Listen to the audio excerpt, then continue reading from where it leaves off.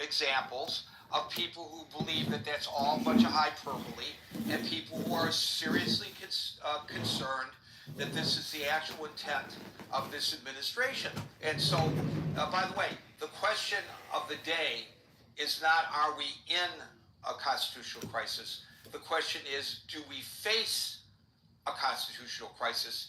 And I know that's maybe a minor difference, very nuanced. No, that is a really that's a really big difference. I agree with you. You're right. If we behave like we're behaving now, we can certainly wind ourselves up there. I wholly agree with that. I don't think we're there, but I think if we're not careful on both sides of the aisle, we can wind ourselves up there in a heartbeat. I just want to make a quick observation. It looks like Merrill and Marshall, even though they appear to be arguing, are in agreement on that point. And it also looks like, and this is going to be like the time continuum in Back to the Future question, that Merrill and Anson are in agreement. They both asked the question, what constitutes a constitutional crisis?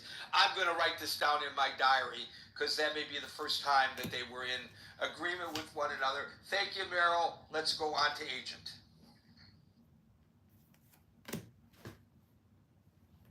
Agent. Sorry, I had to go from my mic there. Apologies. Look, I just want to say I think that the branches of government are intact. We have an elected Congress. We have a Senate. We haven't done anything crazy shenanigans except the normal, lobbying and all the things that are legal out in the open, Citizens United, all these things, lobbyists and super PACs and all that to get, almost by definition, corrupt people elected. So that maybe that's the real crisis if we really take a step back.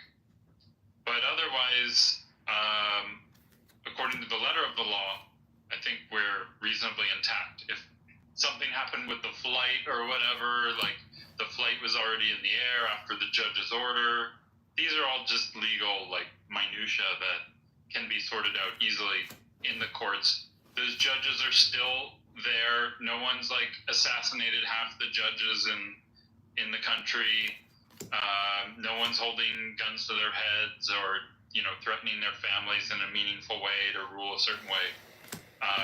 All three branches of government are functioning as designed. So I don't know why we're even talking about constitutional crisis. I think we need a lot more of a constitutional crisis. Not any of those bad things I mentioned, but we need to.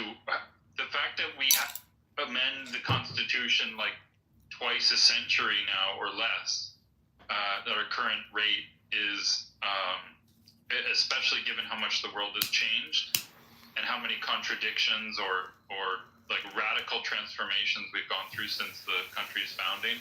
I think it's a disgrace, an absolute disgrace, that the mechanism they've given us to properly update the source code of our country is just left there, and we squabble over really stupid stuff as a result, and